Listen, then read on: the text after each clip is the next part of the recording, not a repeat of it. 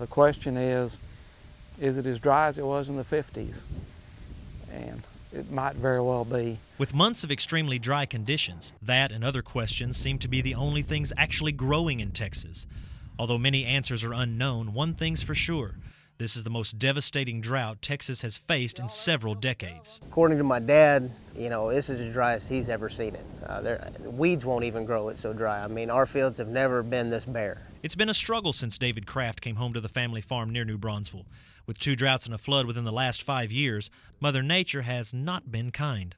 The wheat and oats he planted last October and November still haven't broken through the topsoil. We've had just little 1/10, 2/10 rains, little showers or whatever, but it doesn't do any good. By the afternoon, it's all gone. But every time we do get a little shower, I'll come out here and check it.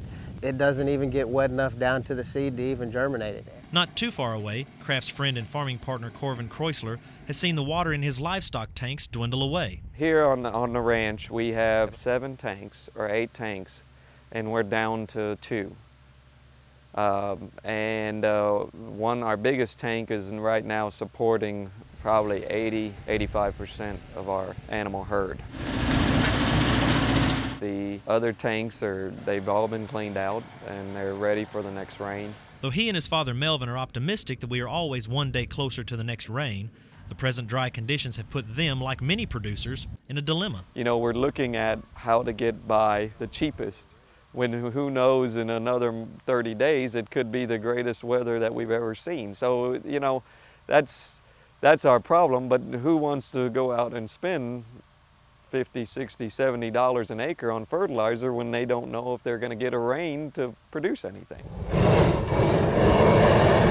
A little over 70 miles north, Sam Burnham and his brother Bobby burn prickly pear cactus to give their cattle something to eat. The drought has made their ranch near Marble Falls look more like a desert than the Texas Hill Country. If we were feeding hay, we'd have been gone a long time ago, because you take 5 or 6 rolls of hay a day at $60 a roll. It doesn't take long to eat up everything, cow, calf, you name it.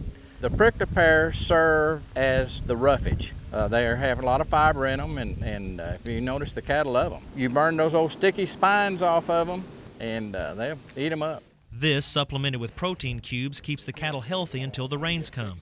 But if they don't come soon, this 5th-generation rancher says he'll have no choice but to cull his herd. Unless we've had a little moisture and give us a little hope, we're going to go through here and pick out maybe 50 of the very top producing cows, and if we don't keep them, we'll keep 50 of these good young heifers and start over down the road. But we're getting a little longer tooth to be starting over too many times.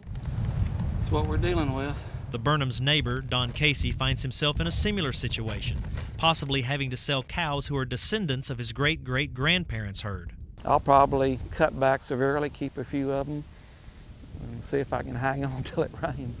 In his 40 years of ranching, this is the driest it's ever been, with only 14 inches of rain since September of 2007. You can go to the Fredericksburg Livestock auction. 2 weeks ago I sold some calves there, and normally they'll run 100 cows in a week, and they had 500.